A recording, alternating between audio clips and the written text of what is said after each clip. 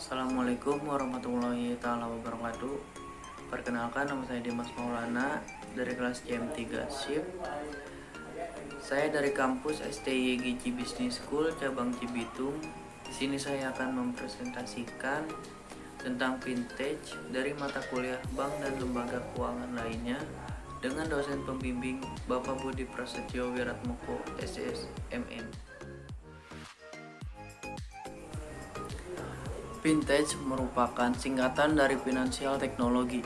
Berdasarkan National Digital Research Center atau NDRC, mendefinisikan sebagai istilah yang dapat digunakan untuk menyebut inovasi dalam bidang jasa keuangan atau finansial.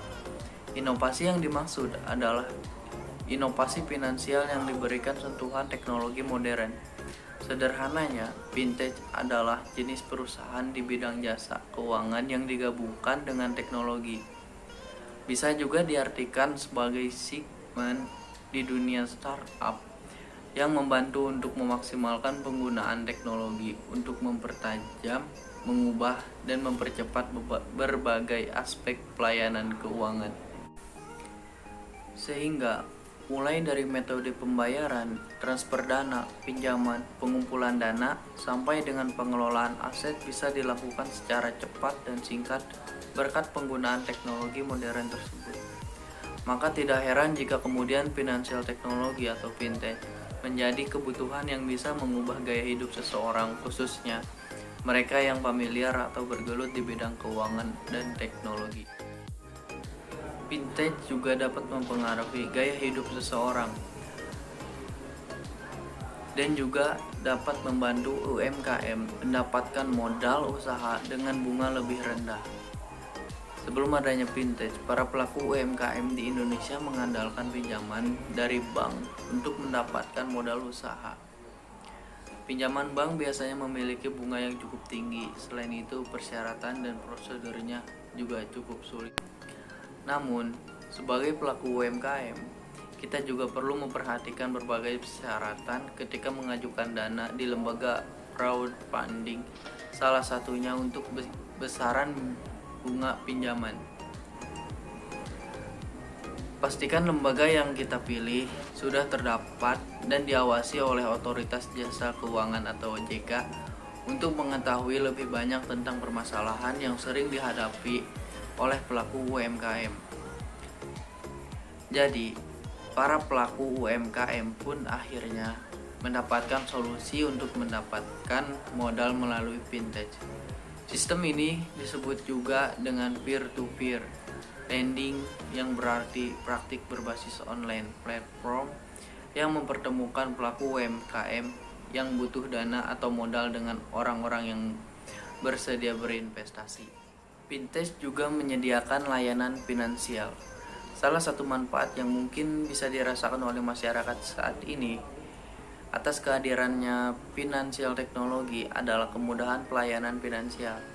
Contoh sederhananya, jika dahulu ketika kita hendak transfer uang, maka kita harus datang ke mesin ATM atau bahkan teller bank.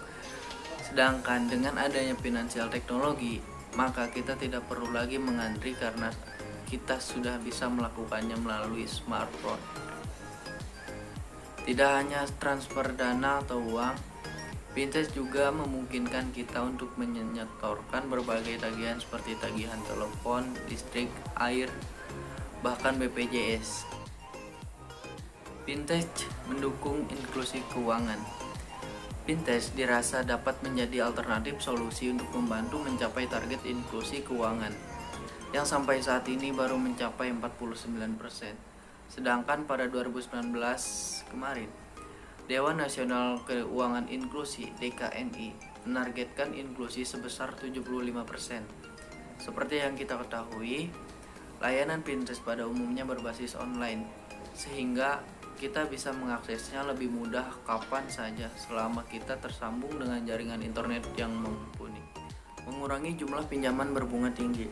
Saat ini, vintage dianggap dapat menjawab permintaan sistem pinjaman uang yang transparan dan dapat dinikmati masyarakat. Selain itu, jika dibandingkan dengan sistem pinjam uang atau dana lainnya, vintage memberikan pinjaman dengan bunga yang tidak terlalu tinggi. Di Indonesia, bahkan di dunia saat ini, jumlah investasi di bidang vintage semakin lama semakin tinggi dan besar. Melihat peluang tersebut, perusahaan startup baru yang juga bergerak di bidang vintage bisa mendapatkan dana investasi secara mudah dari investor karena kemungkinan tingkat keuntungan yang juga tinggi. Ada 4 jenis vintage. Yang pertama, peer-to-peer, lending dan crowdfunding. P2P ini atau peer-to-peer, lending dan crowdfunding dikatakan juga sebagai marketplace finansial. Yang kedua, manajemen risiko investasi. Dalam jenis yang satu ini, kita bisa memantau kondisi keuangan dan juga melakukan perencanaan keuangan dengan lebih mudah dan praktis. Yang ketiga, payment, clearing, dan settlement. Terdapat beberapa startup finansial yang sering menyediakan payment gateway atau wallet, yang mana kedua produk tersebut masih masuk dalam kategori payment, clearing, dan settlement. Yang keempat, market aggregator. Vintage yang saat ini mengacu pada portal yang mengumpulkan beragam informasi terkait keuangan untuk disuguhkan ke target audiens atau pengguna. Biasanya vintage jenis ini berisi berbagai informasi, tips keuangan, kartu kredit, dan investasi. Dengan ada vintage jenis ini, diharapkan kita bisa menyerap banyak informasi sebelum mengambil keputusan terkait keuangan. Regulasi vintage di Indonesia. Penerapan vintage di Indonesia sendiri tertera dalam beberapa regulasi resmi dari pemerintah, dari Bank Indonesia.